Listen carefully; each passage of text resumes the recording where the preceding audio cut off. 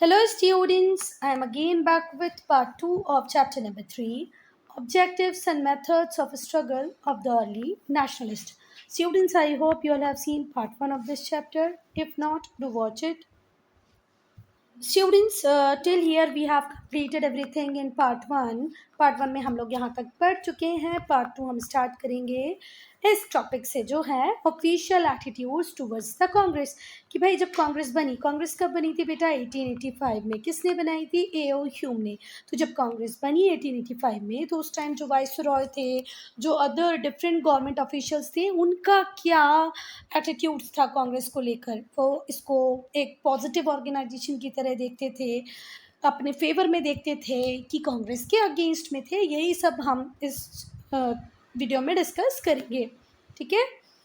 How did the British government react to the founding of Congress? जब कांग्रेस बनी तो British government ने किस तरीके से, या ब्रिटिश गवर्नमेंट ने उस टाइम में जो ऑफिशियल्स थे उन्होंने किस तरीके से रिएक्ट किया? तो शुरुआत में तो जो गवर्नमेंट थी बेटा, वो कांग्रेस मूवमेंट को अपने फेवर में या फेवर की तरह ही देखती थी। ठीक है। जो वाइसरॉय लॉर्ड डफरिन थे, इन्होंने तो गार्डन पार्टी भी दे दी थी कांग्रेस के डेलीगेट्स को। जिन्होंने कांग्रेस के कोलकाता सेशन को अटेंड किया था, उन सारे डेलीगेट्स को लॉर्ड डफरिन ने क्या दी थी? गार्डन पार्टी दी थी। ठीक है। एक बहुत बड़े से गार्डन में बुला के सारे कांग्रेस के डेलीगेट्स जिन्होंने कोलकाता सेशन को अटेंड किया था, उन सबको बकायदा एक पार्टी दी थी भैया लॉर्ड डफरिन में। तो हम कह सकते हैं कि स्टार्टिंग में जो वाइसरॉय थे, जो ब्रिटिश ऑफिशियल्स थे, उनका जो रिएक्शन था टुवर्ड्स कांग्रेस वो पॉजिटिव ही था। वो इसको एक अच्छे ऑर्गेनाइजेशन की तरह देखते थे और इसको अपने फेवर में ही समझते थे। ठीक है। या कांग्रेस के फेवर में ही थे। पर जैसे जैसे कांग्रेस ने अपनी कैंपेन्स को बढ़ाया, एंटी गवर्नमेंट बातें करना स्टार्ट की, ठीक है, द गवर्नमेंट टर्न्ड होस्टाइल। ठीक है बेटा, जैसे ही कांग्रेस जोश में आने लगी है ना, अपनी मूवमेंट को जैसे ही कांग्रेस ने तेज किया तो ब्रिटिश गवर्नमेंट भी होस्टाइल हो गई। ठीक है, उग्र हो गई। वो कांग्रेस को नापसंद करने लग गई। नवंबर 1888 में लॉर्ड डफरिन ने कांग्रेस को सेडिशियस बॉडी कह दिया। ठीक है, वो कांग्रेस जिसकी फर्स्ट सेशन को अटेंड करने वाले डेलीगेट्स को डफरिन ने पार्टी दी थी, गार्डन पार्टी दी थी, बहुत बढ़िया से ट्रीट किया था। अब उसी कांग्रेस को 1888 में, सिर्फ 3 साल बाद ही 1885 में, जिस ऑर्गेनाइजेशन के लोगों को पार्टी दे रहे थे, 3 साल में ही इनका एटीट्यूड इस तरीके से चेंज हो गया कि वो कांग्रेस को क्या कहने लग गए बेटा? एक सेडिशियस बॉडी। सेडिशियस बॉडी का मतलब क्या होता है?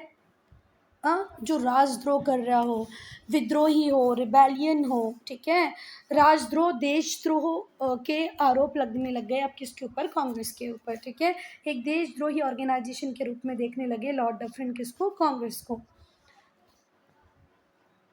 उन्होंने जितने भी गवर्नमेंट एम्प्लॉयज़ थे उन्हें रोका, उनसे कहा कि आपको कांग्रेस के सेशन को अटेंड करने की कोई ज़रूरत नहीं है, या तो गवर्नमेंट एम्प्लॉय बन के रहो, जॉब करो, या तो सीधे फिर सिर्फ कांग्रेस में मिल जाओ, अपनी जॉब छोड़ दो। तो इंस्ट्रक्शन दिए गए किसको? गवर्नमेंट एम्प्लॉयज़ को। उन्हें प्रोहिबिट किया गया कि आप कांग्रेस के किसी भी सेशन को अटेंड नहीं करेंगे। चूज़ वन, ईदर जॉब और कांग्रेस। ठीक है। चलो, तो शुरुआत से देखो एक बार फिर। शुरुआत में जो गवर्नमेंट थी उसका एटीट्यूड जो था कांग्रेस के टुवर्ड्स, वो अच्छा ही था। बाद में हॉस्टाइल टर्न हो गया क्योंकि कांग्रेस ने अपनी एक्टिविटीज़ बढ़ा दी, कांग्रेस अपनी एक्टिविटीज़ में वाइकर हो गया, तो सरकार का एटीट्यूड भी चेंज हो गया। सरकार ने सरकारी लोगों को बिल्कुल मना कर दिया। सरकारी लोगों को क्या, सरकारी जो गवर्नमेंट एम्प्लॉयज़ थे उनको बोल दिया आपको कांग्रेस की मीटिंग को अटेंड नहीं करना है। साथ ही साथ इन्होंने डिवाइड एंड रूल की पॉलिसी को भी खेलना चालू कर दिया था। हिंदू और मुस्लिम में एक डिवाइड क्रिएट करना चालू कर दिया था। ठीक है, तो ज़्यादा जोर पकड़ने लग गई क्या? डिवाइड एंड रूल की policy. The policy of divide and rule was given more teeth. Effort इस तरीके से किए ब्रिटिश रूलर्स ने कि वो मुस्लिम्स को जीत पाए। तो मुस्लिम लीडर्स जो थे उस टाइम में, सर सैयद अहमद खान, जो सच में मुस्लिम कम्युनिटी के लिए या मुस्लिम रिलीजन के लिए एक रिफॉर्मर की तरह हैं। इन्होंने आप लोगों ने अलीगढ़ मुस्लिम यूनिवर्सिटी सुना होगा ना, वो ओपन सर सैयद अहमद खान ने ही की थी। बहुत ज़्यादा काम किया इन्होंने मुस्लिम्स को अपलिफ्ट करने के लिए इन्होंने मुस्लिम से कहा कि आप इंग्लिश एजुकेशन लो, पर यही सर सैयद अहमद ख़ान ब्रिटिश की बातों में फंस गए और ये अपने लोगों को एडवाइस करने लगे, अपनी कम्युनिटी को एडवाइस करने लगे to keep aloof from the Congress, कि भाई कांग्रेस से दूरियां बनाए रखो, ये हमारा ऑर्गेनाइजेशन नहीं है, हमारे लिए कुछ नहीं करेगा, आप कांग्रेस से दूर रहो। ये जो वर्ड अलूफ है ना बेटा, इसका मीनिंग होता है डिस्टेंस मेंटेन करके रखो, उतना ज़्यादा फ्रेंडली ना हो। तो इन्होंने मुस्लिम कम्युनिटी के मेंबर से कहा कि दूर रहो भाई कांग्रेस से, हमारी ऑर्गेनाइजेशन नहीं है, हमारे लिए कुछ नहीं करेगी, बेटर है कि हम इससे दूर ही रहें। इसी सेम टाइम में जो ब्रिटिश अथॉरिटी थी उन्हें ये लगने लगा कि ये बहुत ही ज़्यादा ज़रूरी है कि वो अपीस करें मॉडरेट सेक्शंस ऑफ कांग्रेस को, ठीक है। कांग्रेस का जो मॉडरेट सेक्शन था, कांग्रेस के जो ऐसे नेता थे जो मॉडरेट व्यू रखते थे, उनको हमें और ज़्यादा अपीस करना चाहिए, ऐसे ब्रिटिश गवर्नमेंट को लगने लगा, ठीक है, क्योंकि ये हमारे खिलाफ तो कुछ करते नहीं हैं, है ना, प्रेयर्स की, पेटिशंस की पॉलिटिक्स खेलते हैं जिसमें हमारे लिए कुछ भी बुरा नहीं है। तो फिर से ध्यान से सुनो, इसी सेम टाइम पे हमारी ब्रिटिश अथॉरिटीज़ को लग रहा है कि ये बहुत ज़्यादा नेसेसरी है, ज़रूरी है कि हम अपीस करें कि इसको the more moderate section of the Congress के मॉडरेट सेक्शन को। तो इन्होंने इंडियन काउंसिल एक्ट लेके आया 1892 में, विच एनलार्ज द लेजिस्लेटिव काउंसिल, और इससे लेजिस्लेटिव काउंसिल्स का साइज बढ़ गया। पर बेटा ये इस एक्ट को ले ज़रूर आए, पर इस एक्ट ने हम इंडियंस को ज़्यादा सेटिस्फैक्शन नहीं दिया। दो the act was an improvement upon act of 1861 का जो एक्ट था उससे तो कई ज़्यादा गुना अच्छा 1892 का एक्ट था, ठीक है, इम्प्रूव्ड था, पर फिर भी ये सेटिस्फैक्शन नहीं दे पाया इंडियंस को, क्योंकि हमारी डिमांड्स इस टाइम तक इतनी ज़्यादा बढ़ गई थी कि हमें कुछ फ़र्क नहीं पड़ा इस के आने से। और यहीं पे अब पॉलिटिक्स एक नए आयाम को छुएगी, क्योंकि यहाँ पर एक नए स्टार की एंट्री होगी जो है बाल गंगाधर तिलक, ठीक है। अब पॉलिटिकल होराइजन में एक नया स्टार आया है, वो स्टार है बाल गंगाधर तिलक, किसी टाइम में वो आएंगे। तो राजनीति के क्षितिज पर, पॉलिटिकल होराइजन पे एक नया स्टार, कौन? बाल गंगाधर तिलक। बाल गंगाधर तिलक ने अपनी राइटिंग्स के थ्रू, अच्छा ये किस में लिखते थे, इनके दो न्यूज़पेपर थे, मराठा और केसरी। मराठा और केसरी किसके न्यूज़पेपर हैं? बाल गंगाधर तिलक के न्यूज़पेपर हैं। इन्होंने अपने न्यूज़पेपर में लिख कर लोगों को वाइग्रस नेशनलिज्म, प्रबल राष्ट्रवाद का उपदेश दिया, प्रीच किया, लोगों को समझाया कि भाई ये कोई ऐसी चीज़ नहीं है कि हम मांगेंगे और ब्रिटिशर्स दे देंगे, हमें छीन के ले लेना चाहिए। 1896 में तिलक ने कहा, पीपल नॉट टू पे द लैंड रेवेन्यू, लोगों को लैंड रेवेन्यू पे नहीं करना चाहिए क्योंकि फेमाइन कंडीशन है बहुत सारी जगहों पे। अरे भाई हम टैक्स कब पे करते हैं? जब हमें अर्निंग हुई होती है, हमें अर्निंग नहीं हुई तो हम किस बात का टैक्स भरेंगे? ये बात तिलक ने लोगों को समझाई। 1896 में तिलक ने लोगों को कहा कि आप लैंड रेवेन्यू पे ना करो, ज़मीन के ऊपर जो कर लगाया जा रहा है बिल्कुल भी पे नहीं करो, क्योंकि फेमाइन लाइक कंडीशन है मोस्ट ऑफ द प्लेसेस में। जब आपने कुछ प्रोड्यूस किया ही नहीं तो टैक्स क्यों पे करेंगे? बिल्कुल नहीं करें। अब हम देखेंगे बेटा failures and achievements of early nationalist. जो अर्ली नेशनलिस्ट थे इनकी क्या फेलियर्स थी और इन्होंने क्या अचीव किया, क्या पढ़ना है अब हमें कि भाई क्या फेलियर्स थी और क्या अचीवमेंट्स थे हमारे अर्ली नेशनलिस्ट के। तो पहले हम क्रिटिसिज्म देखेंगे, इनकी आलोचना करेंगे, बुराई करेंगे। तो जो अर्ली नेशनलिस्ट थे उन्हें तो इस बात पे बहुत ज़्यादा क्रिटिसाइज़ किया जाता था कि भैया इनकी जो प्रैक्टिस थी वो बेगरली थी, बेगरली मेथड्स थी, ठीक है। प्रेयर करते रहते थे ब्रिटिश अथॉरिटीज़ के सामने, पिटिशंस लिखते रहते थे, मतलब एप्लीकेशन लिख रहे हैं, बार बार हाथ जोड़ के प्रार्थना कर रहे हैं, प्लीज़ आप ये कर दीजिए, वो कर दीजिए, kindly do this, kindly do that. तो इनकी बेगरली मेथड को बहुत ज़्यादा क्रिटिसाइज़ किया गया। अच्छा, बेगरली मेथड को क्रिटिसाइज़ करने के लिए एक बहुत बड़ी वजह ये थी कि बेटा वो हमारी कंट्री में आके हमारे ऊपर रूल कर रहे थे, हमारे लोगों को परेशान कर रहे थे, ठीक है ना। तो इसीलिए इसे बेगरली कहा गया। ऐसा थोड़ी नहीं कि हम उनसे सच में कुछ मांग रहे थे, जितने भी रिसोर्सेज थे हमारी कंट्री के थे, उनकी जो सैलरी थी वो हमारी कंट्री से बन रही थी, वो हमारे इंडस्ट्रीज़ का, हमारे एग्रीकल्चर सेक्टर का क्या कर रहे थे? एक्सप्लॉयटेशन कर रहे थे, तो हम उनसे बैकिंग क्यों करें? जो क्रिटिक्स थे वो उन्हें क्या कहते थे? आर्म चेयर पॉलिटिशियंस, कुर्सी पे बैठा नेता। भाई एक बार तो दादा भाई नेरोजी को ये कन्फेस करना पड़ा कि जॉन बुल, जो कि एक टिपिकल इंग्लिशमैन थे, उन्हें कभी भी बार्क समझ में नहीं आया जब हम धमकी दे रहे हैं। बार्क करने का मतलब क्या होता है? कुत्ता जो भौंकता है ना, भौंकना।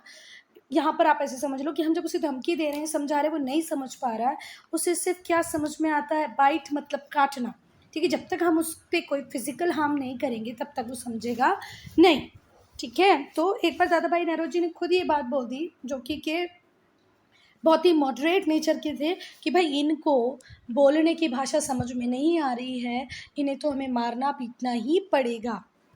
किसके लिए कहा उन्होंने? जॉन बुल के लिए कहा। फिर से समझो क्या कहा जॉन बुल के लिए, कि ये बिल्कुल नहीं समझता है। जब हम समझा रहे होते हैं, भौंक रहे होते हैं मतलब क्या बोलोगे आप इसको? धमकी दे रहे होते हैं, तभी नहीं समझता है। इसको सिर्फ़ एक ही भाषा समझ में आती है, काटने वाली, मतलब नुकसान जब इसका कर दो तभी ये ठीक होता है। सेकेंडली, उन दिनों जो कांग्रेस थी, वो मास अपील भी नहीं कर पाई, मतलब बहुत जो कॉमन पब्लिक थे, जो जनरल पब्लिक थी, वो कांग्रेस के साथ जुड़ नहीं पाई। सिर्फ कांग्रेस रिप्रेजेंटेटिव थी किसकी? English educated and well to do members की, ठीक है? वो मेंबर्स जिनके पास अच्छा खासा पैसा था, जिन्होंने अपने बच्चों को बाहर फॉरेन एजुकेशन लेने के लिए पहुंचाया था, भले वो पंडित जवाहरलाल नेहरू हो, महात्मा गांधी हो या सुभाष चंद्र बोस हो, they all belong from a very well to do family, है ना? तो भाई लंदन में जाके आईसीएस का एग्ज़ाम देना है, तो आईसीएस के एग्ज़ाम के लिए आपको लंदन जाना है, तो कोई गरीब क्या उसको अफ़ोर्ड कर पाता? नहीं, सुभाष चंद्र बोस अफ़ोर्ड कर पाए। मतलब ये सारे वो लोग थे जो वेल टू डू फैमिली से बिलॉन्ग करते थे। तो कांग्रेस को क्या माना गया कि भैया ये सिर्फ़ इन्हीं का एक ऑर्गेनाइज़ेशन है। जनरल जो कॉमन पीपल थी, कभी भी कांग्रेस को अर्ली डेज़ में अपने तरीके का नहीं देख पाई। उनको लगा कि जितने भी लोग हैं यार कांग्रेस में, तो सारे एजुकेटेड हैं। सारी बहुत अच्छी वेल ऑफ फैमिली से बिलोंग करते हैं, तो हमारा तो कोई जगह है ही नहीं कांग्रेस में। And the middle classes that hardly constitute nearly 100% of countries population. भैया जितने भी कांग्रेसमैन थे, वो या तो वेल टू डू फैमिली से थे या मिडिल क्लासेस से थे, और ये लोग मुट्ठी भर भी नहीं थे, 100 पार्ट थे हमारी, 100 पार्ट थे हमारी कंट्री की पॉपुलेशन के। मतलब मेजॉरिटी में तो पुअर पीपल थे, लैंडलेस फार्मर्स थे, वर्कर्स थे। उनमें से कोई भी कांग्रेस में उस टाइम में नहीं था, और ना ही ये लोग ऐसे लोगों को अपने साथ जोड़ पा रहे थे। तीसरा, जो अर्ली नेशनलिस्ट थे, उनका बिलीव था कि एक ना एक दिन कांग्रेस तो हमें रिप्रेजेंटेटिव इंस्टीट्यूशन बनाने देगी, है ना? हमारी कंट्री को रिप्रेजेंटेटिव इंस्टीट्यूशन बनाने की परमिशन दे देगी। मतलब देखो, जो अर्ली कांग्रेसी थे, वो क्या मानते थे कि यार एक ना एक दिन तो ब्रिटिश हमारे लिए कुछ ना कुछ अच्छा कर ही देंगे। वो कभी भी ये नहीं देख पाए कि भाई ब्रिटिश इंटरेस्ट और इंडियन इंटरेस्ट तो कन्फ्लिक्टिंग हैं, एक दूसरे के साथ क्लैश करते हैं। ब्रिटेन जो है वो इंडियन रिसोर्सेज को यूज़ कर रहा है और अपनी खुद की वेल्थ बढ़ा रहा है। तो ये एक दिन अगर हमें कुछ दे भी देंगे, तो उसकी कितनी बड़ी कीमत हमें चुकानी पड़ेगी, ये हमारे अर्ली नेशनलिस्ट सोच नहीं पा रहे थे। अब सारी बुराइयाँ नहीं थी बेचारों में, कुछ इनके अचीवमेंट्स भी थे। अब हम इनके अचीवमेंट्स को डिस्कस करेंगे। अगर हम सारी चीज़ों को देखें, सारे फैक्ट्स को पढ़ लें, सारे फैक्ट्स पे एक बारीक नज़र मारें, तो हमें पता चलेगा कि भाई इतना बुरा भी ट्रैक रिकॉर्ड नहीं था हमारे अर्ली नेशनलिस्ट का, बहुत कुछ तो इन्होंने अच्छा भी। फर्स्टली, सबसे पहले तो इन लोगों ने क्या किया? सबसे पहले सार्वजनिक जीवन के विभिन्न वर्गों को, पब्लिक लाइफ के जो वेरियस सेक्शंस थे, उनमें जो भी लोग थे, उन सब में इन्फ्यूज़ किए। क्या इन्फ्यूज़ किए बेटा? National consciousness. क्या बोलते हैं इसको हिंदी में? राष्ट्रीय चेतना। इन्होंने लोगों को समझाया, बताया कि अपनी राष्ट्रीय चेतना को जगाओ, समझो कि आपकी कंट्री के टुवर्ड्स कोई रिस्पॉन्सिबिलिटी है। तो first they infuse national consciousness among various sections of public life के जितने भी वेरियस सेक्शंस थे, उसमें इन्होंने इन्फ्यूज़ की, उन लोगों में इन्होंने इन्फ्यूज़ की, किसकी फीलिंग को इन्फ्यूज़ किया? नेशनल कॉन्शियसनेस की। They promoted the spirit of common brotherhood. इन्होंने सामान्य भाईचारे की भावनाओं को बढ़ावा दिया, लोगों को ये समझाया कि इस कंट्री इंडिया में रहने वाले लोग हम सब भाई भाई हैं, हमें आपस में मिल के रहना चाहिए, ठीक है? और ये वाली फीलिंग भी लोगों में जगाई कि हम सब एक नेशन का पार्ट हैं, हम सब जिस कंट्री को बिलोंग करते हैं वो हमारी अपनी है, ठीक है? हमारे बीच में ब्रदरहुड होना ही चाहिए। क्यों होना चाहिए? क्योंकि हम सब एक ज़मीन से जुड़े हुए हैं। सेकेंडली दूसरा इन लोगों ने क्या किया बेटा, दूसरा इन्होंने प्रजातंत्र की बात की, सिविल लिबर्टी की बात की, डेमोक्रेसी की बात की, सिविल लिबर्टी की बात की। इन्होंने बहुत ज़्यादा काम किया है कि इन आइडियाज़ को पॉपुलराइज करने के लिए। डेमोक्रेसी, प्रजातंत्र, सिविल लिबर्टी की बात इन्होंने की कि भाई हमारे पास आज़ादी होनी चाहिए, हमारी कंट्री में डेमोक्रेटिक सेटअप होना चाहिए, रिप्रेजेंटेटिव इंस्टीट्यूशन बनाए जाए जहाँ पर हम सबका रिप्रेजेंटेशन हो। तो पहली चीज़ तो इन्होंने नेशनल कॉन्शियसनेस को डेवलप किया है अमंग डिफरेंट पीपल। दूसरा इन्होंने बहुत ज़्यादा काम किया डेमोक्रेसी के आइडिया को स्प्रेड करने में, सिविल लिबर्टी की बात की, रिप्रेजेंटेटिव इंस्टीट्यूशंस की बात की। तीसरा, दीज अर्ली लीडर्स एक्सप्लेन, ये जो शुरुआती कांग्रेसी लीडर थे उन्होंने ये एक बात बहुत अच्छे से एक्सप्लेन की लोगों के बीच में कि भाई ये जो ब्रिटिश हैं ये किस तरीके से हमारा एक्सप्लॉयटेशन कर रहे हैं, with the help of facts figure. सारे फैक्ट्स को, सारे फिगर्स को साथ में लेके आए, क्योंकि इनके कम्युनिकेशन स्किल्स भी अच्छे थे तो ये लोगों को समझा पाए कि कैसे सिस्टमैटिक ढंग से हम इंडियंस का एक्सप्लॉयटेशन हो रहा है। बेटा जो दादा भाई नेहरू जी थे उन्होंने तो पूरी की पूरी थ्योरी ही बिल्डअप की कि फॉरेन रूल से इनॉर्मस ड्रेन हुआ है वेल्थ का इंडिया से ब्रिटेन की तरफ। दादा भाई नेहरू जी ने एक पूरी की पूरी बुक लिखी है, ठीक है, उस बुक के अंदर। और बुक लिखने के पहले भी ये बार बार ये बात करते रहे हैं कि किस तरीके से हमारी इंडियन वेल्थ का ड्रेन हो रहा है, हमारी इंडिया की जो पैसा है, जो गोल्ड है, और भी जो इम्पोर्टेंट चीज़ें हैं वो किस तरीके से सिस्टमैटिकली ब्रिटेन की तरफ जा रही हैं। तो दादा भाई बिल्डअप द थ्योरी, दादा भाई ने एक थ्योरी बिल्डअप की कि जो फॉरेन रूल है, जो फॉरेन ब्रिटिश रूल हमारे ऊपर चल रहा है उसकी वजह से क्या रिजल्ट आया है, इनॉर्मस बहुत ज़्यादा क्वांटिटी में ड्रेन हुआ है। ड्रेन होना मतलब निकल जाना, चीज़ें बह जाना। क्या चीज़ बह गई है, हमारी वेल्थ कहाँ से इंडिया से बही है और कहाँ पहुँची है, ब्रिटेन में। To look into these charges, इन चार्जेस को की जांच करने के लिए एक कमीशन अपॉइंट हुआ 1897 में, और इसके मेंबर दादा भाई नेहरू जी भी बने। सुनो, जब इन्होंने सिस्टमैटिक ये थ्योरी पूरी तरीके से बिल्डअप कर ली, लोगों के सामने पुट अप की, तो एक कमीशन बिठाया गया 1897 में जिसके मेंबर को दादा भाई नेहरू जी भी बने। He thus became the first Indian, और उस टाइम में ये पहले इंडियन बने थे to be the member of Royal Commission. किसके? रॉयल कमीशन के, popularly known as Welby Commission. ये कमीशन कब अपॉइंट हुआ बेटा? 1897 में। क्या नाम था इस कमीशन का? Welby commission, Welby commission, Welby commission. इसके मेंबर कौन से इंडियन बने? दादा भाई नेहरू जी। ये पहले इंडियन थे जो किसी रॉयल कमीशन के मेंबर बने। चौथा, जो अर्ली नेशनलिस्ट थे जैसे कि रनाडे, गोखले, वो बहुत ज़्यादा पैशनेट थे कि भैया सोशल रिफॉर्म भी इंडिया में पैरेलली चलते रहना चाहिए। ठीक है, दोनों की ही ज़रूरत है। ब्रिटिशर्स को तो भगाना ही है, पर हमारी सोसाइटी में भी जो एविल्स हैं उन्हें भी ख़त्म करना है। तो अर्ली नेशनलिस्ट जैसे कि रनाडे, गोखले, वो बहुत ज़्यादा पैशनेट थे, सपोर्टर थे कि भाई सोशल रिफॉर्म भी इंडिया में बहुत ज़्यादा ज़रूरी है। ब्रिटिश ताकतों से तो हम वेपन से लड़ सकते हैं, पर क्या हमारे लोगों को हम मार सकते हैं? क्या उनसे लड़ सकते हैं? उन्हें किस तरीके से हम समझाएं कि भाई ये जो पाथ इन्होंने लिया है, जो एविल्स सोसाइटी में डेवलप कर रखे हैं, इनको किस तरीके से ख़त्म किया जाए? कैसे उन्हें हम समझाएं कि वो चुपचाप अपने आप को एक रिफॉर्म वे में, मतलब सुधार की तरफ लेके जाए, रिफॉर्म की तरफ लेके जाए। और इन्होंने अपनी आवाज़ उठाई अगेंस्ट सोशल एविल्स। और सोशल एविल्स क्या क्या थे उस टाइम के? Child marriage, imposed widowhood, window को रीमैरी नहीं करने दिया जाता था, छोटे छोटे बच्चों की शादी कर दी जाती थी। तो जो अर्ली कांग्रेसी लीडर्स थे, स्पेशली रनाडे, गोखले, ये सोशल रिफॉर्मर के रोल में भी बहुत अच्छा काम किए। और फाइनली ये प्रेशर बना पाए सरकार के ऊपर कि भैया कुछ ना कुछ रिफॉर्म तो करो आप लेजिस्लेटिव काउंसिल में, और इन्हीं के प्रेशर की वजह से इंडियन काउंसिल एक्ट 1892 आया। ठीक है, अगर कांग्रेसी नहीं होते, अर्ली कांग्रेसी नहीं होते, तो इंडियन काउंसिल एक्ट 1892 भी नहीं आता, क्योंकि इन्होंने बार बार गवर्नमेंट के ऊपर प्रेशर बनाया और गवर्नमेंट ने चेंज किया कि इसमें लेजिस्लेटिव काउंसिल।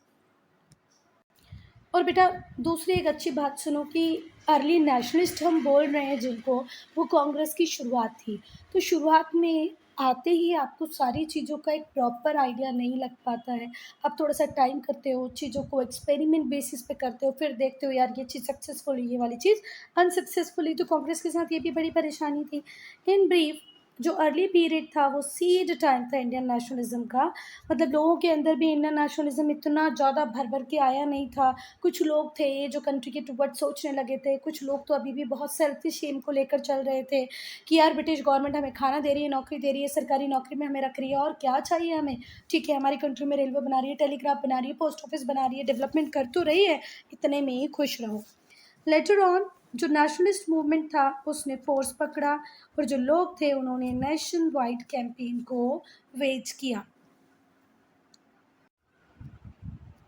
बेटा अब हम पढ़ेंगे हमारे नेक्स्ट टॉपिक को, जो है कि भाई इंडियन नेशनलिज्म के, भारतीय राष्ट्रवाद के शुरुआत के दिनों में प्रोमिनेंट लीडर कौन कौन थे। ठीक है, वो कौन कौन से लोग थे जिन्हें हम प्रोमिनेंट लीडर्स के रूप में देखते हैं कब के, इंडियन नेशनलिज्म के शुरुआत के, भारतीय राष्ट्रवाद के शुरुआत के दिनों में। ठीक है बेटा, तो there were such distinguished figure among the early nationalist. आरंभिक या शुरुआती राष्ट्रवादियों में कुछ जो इम्पोर्टेंट फिगर्स थे वो थे दादा भाई नेहरू जी, महादेव गोविंद रानड़े, फिरोज शाह मेहता, सुरेंद्र नाथ बनर्जिया, गोपाल कृष्ण गोखले। तो शुरुआती राष्ट्रवाद की अगर हम बात करें, इंडियन नेशनलिज्म की बात करें, उसके अर्ली डेज की बात करें, तो उस टाइम में जो प्रोमिनेंट लीडर थे उसमें से कुछ बहुत ही डिस्टिंग्विश्ड पर्सनालिटीज़ की अगर हम बात करें तो वो थे दादा भाई नेहरू जी, महादेव गोविंद रानड़े, फिरोज शाह मेहता, सुरेंद्र नाथ बनर्जिया और गोपाल कृष्ण गोखले। ठीक है, इनमें से कुछ के कंट्रीब्यूशन को यहाँ पर हम समराइज्ड फॉर्म में पढ़ेंगे। सबसे पहले हम लोग पढ़ेंगे दादा भाई नेहरू जी को। तो जो दादा भाई नेहरू जी थे उनका बर्थ होता है 1825 में और डेथ होती है 1917 में। ठीक है, और बेटा दादा भाई नेहरू जी शुरुआती दौर की अगर हम बात करें तो एक अग्रणी नेता थे, पायोनियर इंडियन स्टेट्समैन थे। ठीक है, अगर हम राजनेताओं की बात करें, इंडियन स्टेट्समैन की बात करें, इंडियन स्टेट्समैन या भारतीय राजनेताओं की बात करें तो उनमें सबसे अग्रणी, सबसे पायोनियर कौन थे? दादा भाई नेहरू जी थे। इन्हें grand old man of India भी कहते हैं। He come to be known as grand old man of India. Birth कब हुआ? 1825 में। डेथ कब हुई? 1917 में। और पायोनियर इंडियन स्टेट्समैन थे, मतलब अग्रणी भारतीय राजनेता थे शुरुआती दौर के। और आज तक लोग इन्हें किस नाम से जानते हैं? The grand old man of India. इनका बर्थ हुआ था 4 सितंबर 1825 में एक पारसी फैमिली में, और वो पारसी फैमिली कहाँ रहती थी? मुंबई में। 1854 में इन्हें प्रोफेसर बना दिया गया मैथमेटिक्स का। कहाँ पर बने मैथमेटिक्स के प्रोफेसर? एल्फिंस्टन कॉलेज। कहाँ के ये प्रोफेसर बने मैथ्स के? एल्फिंस्टन कॉलेज, जो बॉम्बे में था। आज बॉम्बे को हम किस नाम से जानते हैं बेटा? मुंबई। ठीक है, तो मुंबई में इनका जन्म हुआ, एक पारसी फैमिली में हुआ। कब इनका बर्थडे आता है? 4 सितंबर को। किस ईयर में हुए? 1825 में हुए। प्रोफेसर बने किस चीज़ के? मैथ्स के। कहाँ पर बने? एल्फिंस्टन कॉलेज, जो कहाँ पर है? मुंबई में, बॉम्बे में है। अब हम उस बॉम्बे को मुंबई बोलते हैं। अब भाई दादा भाई नेहरू जी क्या कहते हैं, ज़रा ध्यान से सुनना। इसको एज अ क्वेश्चन भी मैम पूछ सकती हैं कि who said this. Whether I am Hindu, मैं हिंदू हूँ, मोहम्मदीन हूँ मतलब मुस्लिम हूँ, पारसी हूँ या क्रिश्चियन हूँ, किसी भी अदर क्रीड का भी हूँ, पर I am above all in Indian. इन सबसे ऊपर है कि मैं भारतीय हूँ, इंडियन हूँ। मेरी कंट्री इंडिया है और मेरी नेशनलिटी क्या है? इंडियन है। ठीक है, अब हम देखेंगे कि इन्होंने क्या कंट्रीब्यूशन दिया है फ्रीडम स्ट्रगल में। Dadabhai contribution to nationalist movement was as follows. अब हम पढ़ेंगे India's unofficial ambassador in England. ये इंग्लैंड में इंडिया के अनऑफिशियल एम्बेसडर थे। ठीक है, ऑफिशियल तो गवर्नमेंट खुद अपॉइंट करती है, पर ये अनऑफिशियल एम्बेसडर की तरह ट्रीट किए गए। कहाँ पर? इंग्लैंड में। किसकी तरफ से? इंडिया की तरफ से। ठीक है, 1866 में दादा भाई founded the east Indian association in London. 1866 में दादा भाई नेहरू जी ने लंदन में ईस्ट इंडियन एसोसिएशन फाउंड किया। इसका ऑब्जेक्टिव था ब्रिटिशर्स को इन्फॉर्म करते रहना कि भाई इंडिया में एक्चुअल में क्या चल रहा है, इंडिया की एक्चुअल ट्रू स्टेट क्या है, कैसे लोग वहाँ पर परेशान हैं, कैसे लोग चीज़ों को मैनेज कर रहे हैं। तो क्या कहा गया इनको, अनऑफिशियल एम्बेसडर इन इंग्लैंड, ठीक है। इन्होंने इंग्लैंड में 1866 में क्या बनाया, ईस्ट इंडियन एसोसिएशन, ठीक है। और इसका मेन ऑब्जेक्टिव क्या था, मेन ऑब्जेक्टिव था कि ब्रिटिशर्स को इन्फॉर्म किया जाए कि भैया ट्रू स्टेट क्या है, कैसे इंडिया के लोग सफ़र कर रहे हैं, क्या चल रहा है इंडिया में। ये बहुत लंबे टाइम तक इंग्लैंड में रहे। इन्होंने फ्रेंडशिप की एमिनेंट इंग्लिशमैन से, जैसे ग्लैडस्टोन से, ठीक है, बहुत अच्छी दोस्ती कर ली थी इनसे इन्होंने। ब्रैडलॉफ और ब्राइट, तीन इनके बहुत अच्छे एमिनेंट इंग्लिशमैन दोस्त बने। मतलब एमिनेंट इसलिए कह रहे हैं कि वो इम्पोर्टेंट रहे होंगे, किसी न किसी पोजीशन को होल्ड करते रहे होंगे। एमिनेंट इंग्लिशमैन कौन कौन, ग्लैडस्टोन, ब्रैडलॉफ और ब्राइट, ये तीन लोगों से इनकी दोस्त हुई, बहुत अच्छी हुई। ये पहले इंडियन थे जिन्होंने 1892 में ब्रिटिश हाउस ऑफ कॉमन्स में सीट जीती। He was the first Indian to won a seat in British House of Commons. कब जीती बेटा, 1892 में। ये ब्रिटिश पार्लियामेंट के मेंबर बन गए। देखो, ये पहले भी जानते थे कि अपनी बातों को ब्रिटिशर्स के सामने कैसे रखना, पर अब तो एक प्लस इनके साथ ये रह गया कि ये खुद ब्रिटिश पार्लियामेंट में जाकर बैठ गए। खुद जाके नहीं बैठे, मतलब चुन के पहुँचे। As the member of British parliament he rendered admirable services to cause of India. वहाँ पर ब्रिटिश पार्लियामेंट का हिस्सा बन के भी इन्होंने इंडियन कॉज की ही बात वहाँ पर की। And people of Indian origin in south Africa, south Africa में भी जो इंडियन ओरिजिन के लोग थे उस टाइम में बहुत सफ़र कर रहे थे। वहाँ पर पार्थिएट चलता था, तो इस पार्थिएट के रिगार्ड में भी साउथ अफ्रीका को भी बेटा, जैसे इंडिया को इंग्लैंड कंट्रोल करता था, वैसे साउथ अफ्रीका में भी किसका ही रूल था, इंग्लैंड का ही रूल था। तो जब ये ब्रिटिश पार्लियामेंट में पहुंचे तो इन्होंने इंडियन कॉज की तो बात की, इंडियन लोगों की बात की, पर साथ ही साथ इंडियन ओरिजिन के वो लोग जो साउथ अफ्रीका में परेशान थे, पार्थिएट की पॉलिसी जो डिस्क्रिमिनेटिंग थी, उसके रिगार्ड्स में भी बात की। It was due to the efforts of Dadabhai के एफर्ट से ही जो ब्रैडलॉफ थे जो ब्रिटिश हाउस ऑफ कॉमन में थे, उन्होंने एक रेजोल्यूशन पास किया और ये बात कह दी कि भाई ये जो ICS का एग्ज़ामिनेशन है ये लंदन में, मतलब इंग्लैंड में तो होता था पहले, लंदन में होता था, उसके साथ साथ अभी इंडिया में भी होगा। तो ध्यान से सुनो बेटा, ये दादा भाई नेहरू का ही कॉन्ट्रीब्यूशन है कि वो ICS की एग्ज़ाम, इंपीरियल सिविल सर्विसेज की एग्ज़ाम जो सिर्फ लंदन में होती थी, तो कुछ मुट्ठी भर लोग इस एग्ज़ाम को देना अफोर्ड कर पाते थे, क्योंकि वो एग्ज़ाम सिर्फ कहाँ पर होती थी, लंदन में। पर इन्होंने जब ये बात लोगों को समझाई तो ब्रैडलॉफ ने इनका साथ दिया। ब्रैडलॉफ ने किसका साथ दिया, दादा भाई नेहरू जी का, क्योंकि वो भी कहाँ पर थे, ब्रिटिश हाउस ऑफ कॉमन्स में ही थे। और फिर इन लोगों ने मिल के ये रेजोल्यूशन पास करा दिया कि ICS की एग्ज़ाम अब लंदन, मतलब इंग्लैंड के साथ साथ इंडिया में भी होगा। The resolution however could not become an act, पर ये रेजोल्यूशन कभी एक्ट नहीं बन पाया। ये वाला जो रेजोल्यूशन था ये एक्ट नहीं बन पाया। Then second, one of the founder members of Indian National Congress, तो बेटा जब इंडियन नेशनल कांग्रेस बनी, वही कांग्रेस जिसको आज कौन गवर्न करते हैं या कौन जिसके में डील करते हैं, राहुल गांधी, मल्लिकार्जुन खड़गे, वही कांग्रेस जब एस्टेब्लिश हो रही थी तो Dadabhai Nehru ji one of the founder member थे। Dadabhai was one of the founder member of Indian National Congress, ठीक है। Thrice he presided over the session of Congress, 3 बार इन्होंने कांग्रेस के सेशन को भी प्रिसाइड किया। प्रिसाइड करने का मतलब आप समझते हो कि जितने भी मीटिंग्स में बातें होंगी, जो भी कुछ मैटर डिस्कस किए जाएंगे, वो सब इनके सुपरविजन में होगा। तो 1886 में, 1893 में, 1906 में, तो दादा भाई नेहरू जी ने कांग्रेस सेशन को 3 बार प्रिसाइड किया, 1886, 1893, इन 1906, ठीक है, 639, 1886, 1893, 1906। इनकी जो प्रेसिडेंटशिप थी कांग्रेस की 1906 में, वो मेमोरेबल है बहुत सारी वजहों से। पार्टीशन हुआ था बंगाल को बेटा 1905 में, लॉर्ड कर्जन ने बंगाल को 2 पार्ट में डिवाइड कर दिया था, हिंदुओं का बंगाल और मुस्लिम्स का Bengal, for divide and rule policy अपनाने के लिए, ठीक है। पाकिस्तान को डिवाइड कर दिया 2 भागों में, हिंदू ईस्ट बंगाल और वेस्ट बंगाल में। अल्टीमेटली हम बोल सकते हैं कि हिंदुओं का बंगाल और मुस्लिम का बंगाल, ठीक है। आज जो बांग्लादेश नाम की कंट्री आप देखते हो, इसकी जड़ें, इसकी रूट यहीं पर हैं, बंगाल पार्टीशन में। तो had very much disappointed the early nationalist, जो अर्ली नेशनलिस्ट थे वो इस बात से बहुत परेशान थे कि भैया बंगाल का डिवीज़न हो गया। पहले तो ये कुछ अंडरग्राउंड डिवाइड एंड रूल की पॉलिसी खेलते थे, सामने सब कुछ दिखता नहीं था। पर अब जब से इन्होंने ये डिवाइड स्टेट में क्रिएट कर दिया कि भाई इस पर्टिकुलर एरिया में हिंदू ही रहेंगे, इस पर्टिकुलर एरिया में मुस्लिम ही रहेंगे, रायट्स बढ़ गए, दंगे होने लग गए, तो ये अर्ली नेशनलिस्ट को बिल्कुल अच्छा नहीं लग रहा था।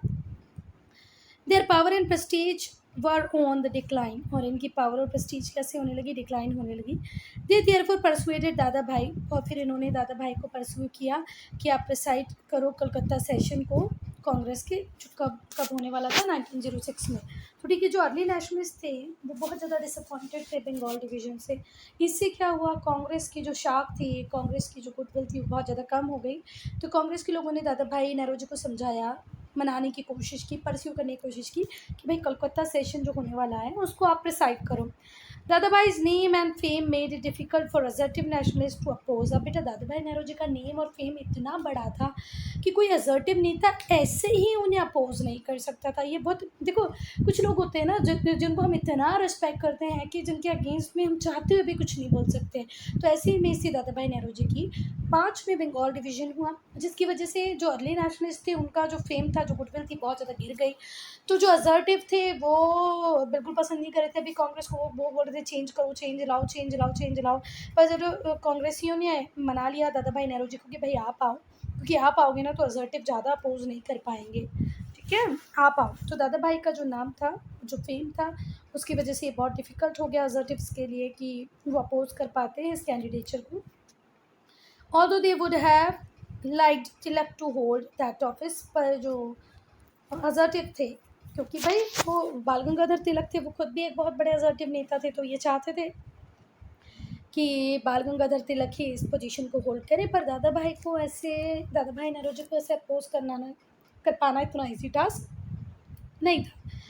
दादा भाई नेहरू जी के कैंडिडेचर को ईजिली कोई भी व्यक्ति ओपनली नहीं बोल सकता था कि नहीं आप नहीं बनेंगे, क्योंकि उन्होंने इतना फेम कमाया था, इतना काम किया था। ऑल्दो जो हमारे असर्टिव नेता थे वो चाहते थे कि उनके जैसा कोई व्यक्ति, जैसे कि बाल गंगाधर तिलक, वो उस पोजीशन को होल्ड करें कि भी थोड़ी सी तेज़ी आए। ये जो अर्ली नेशनलिस्ट थे, जो स्लो स्लो काम कर रहे थे, प्रेयर पिटिशन की राजनीति कर रहे थे, वो ख़त्म। अब हम पढ़ेंगे बेटा इनके हिस्टोरिक एड्रेस को, जो इन्होंने कहाँ पर किया, कोलकाता में किया। देखो दादा भाई नेहरू जी की जो प्रेसिडेंटशिप थी, उसको लोग चाह तो नहीं रहे थे, पर जब दादा भाई प्रेसिडेंट बने तो उन्होंने भी लोगों को निराश नहीं किया, ठीक है। तो जो कांग्रेस सेशन में इनका एड्रेस था कोलकाता में, अब हम उसको देखेंगे। दादा भाई का जो हिस्टोरिक एड्रेस था उसके गोखले ने पढ़ा। क्यों पढ़ा, क्योंकि बेटा दादा भाई की तबीयत थोड़ी सी ख़राब हो गई थी because of his ill health. इसको वो रीड आउट किसने किया, गोखले ने किया। यहाँ पर दादा भाई नेहरू जी ने लिखा और पढ़ा किसने, गोखले ने पढ़ते टाइम किसकी बातों को पढ़ा, दादा भाई नेहरू जी की, जिनमें इस बात को प्रमुखता से इम्पोर्टेंस देकर लिखा गया था, बहुत ज़्यादा स्ट्रेस दिया गया था for the attainment of Swaraj की, भैया आप तो हमें आज़ादी चाहिए चाहिए, स्वतंत्रता चाहिए चाहिए। इन्होंने ये भी लिखा था, he said as in the United Kingdom, जैसे यूनाइटेड किंगडम में टैक्स से रिलेटेड जितने भी रूल्स रेगुलेशन बनेंगे और जितनी भी पावर होंगी कि टैक्स के अमाउंट को कैसे स्पेंड किया जाए, कैसे खर्चा किया जाए, ये किसके हाथों में होती है बेटा, रिप्रेजेंटेटिव ऑफ द पीपल। तो वो कहते हैं ऐसा इंडिया में क्यों नहीं है, ऐसा ही इंडिया में भी होना, इंडिया में भी ऐसा ही होना चाहिए। टैक्सेशन के लेजिस्लेशन और स्पेंडिंग से जुड़े हुए जितने भी फैसले हों वो रिप्रेजेंटेटिव ऑफ पीपल ही के हाथों में हो, ठीक है। जो कांग्रेस का सेशन था 1906 का, उसने रेजोल्यूशन को पास किया किन किन मुद्दों पे, स्वराज, पूर्ण आज़ादी, स्वदेशी, हम इंडियन गुड्स को यूज़ करेंगे, बाइकआउट करेंगे फॉरेन गुड्स को, और नेशनल एजुकेशन पे ज़्यादा फोकस करेंगे। बेटा अब हम पढ़ेंगे 4th पॉइंट, दादा भाई एज जर्नलिस्ट। दादा भाई एडिटेड रस्त गुफ्तार। दादा भाई ने किसको एडिट किया है, किसके एडिटर रहे वो, रस्त गुफ्तार के, जिसका मीनिंग होता है speaker of truth. He also started a magazine, इन्होंने एक मैगजीन को भी स्टार्ट किया जिसका नाम था धर्म मार्गदर्शक, ठीक है। तो ये रस्त गुफ्तार के एडिटर रहे, फिर इन्होंने खुद से एक मैगज़ीन स्टार्ट की जिसका नाम था धर्म मार्गदर्शक। ये बहुत ही बढ़िया राइटर भी थे, इन्होंने एक बहुत अच्छी बुक भी लिखी जिसको अब हम पढ़ेंगे। His famous drain theory and views on Indian economy, ठीक है। एज थिंकर अगर हम थिंकर्स की बात करें तो जो दादा भाई थे एज अ थिंकर, है ना, दादा भाई ने बहुत सारा टाइम सोचने पे बिताया और बहुत ही गहरी सोच के साथ उन्होंने इंडियन इकोनॉमी के बारे में बताया। इनके जो व्यूज़ थे, इनके जो विचार थे पावर्टी पे and blood boiling condition of India पे, इनको इन्होंने 2 बुक में समराइज़ किया। फिर से ध्यान से सुनना, इनके जो विचार थे, है ना, एज अ थिंकर, दादा भाई ने बहुत ज़्यादा टाइम, बहुत डीप थिंकिंग को दिया, ठीक है, अबाउट इंडियन इकॉनमी। किसके बारे में बात की? भारतीय अर्थव्यवस्था के बारे में बात की। इनके जो व्यूज़ थे पावर्टी के ऊपर, ब्लड बॉइलिंग कंडीशन जो थी इंडिया की, उसके ऊपर इन्होंने अपने व्यूज़ को गैदर करके 2 बुक्स लिखी। पहली का नाम है पावर्टी ऑफ इंडिया, है ना, and is classical work poverty and un British rule in India, ठीक है। हिज 2 बुक, एक पावर्टी ऑफ इंडिया और दूसरा इनका बहुत ही classical work poverty and un British rule in India. Through his famous drain theory, जो फेमस ड्रेन थ्योरी है उसको इन्होंने डेवलप किया है। इन्होंने बुक्स में बहुत अच्छे से एक्सप्लेन किया है कि कैसे इंडियन वेल्थ को इंग्लैंड ले जाया जा रहा था अलग अलग फॉर्म में। इंडिया के पैसों से ही सैलरी दी जा रही थी इंडियन काउंसिल के मेंबर्स को। जो इंडियन सैलरी, इंडियन लोगों के पैसों से जो सैलरी अंग्रेज़ों को दी जा रही थी, उसमें से वो जो भी सेविंग करते थे, बचत करते थे, वो कहाँ भेज देते थे? इंग्लैंड भेज देते थे। Sending of their saving to England by British personnel posted in India.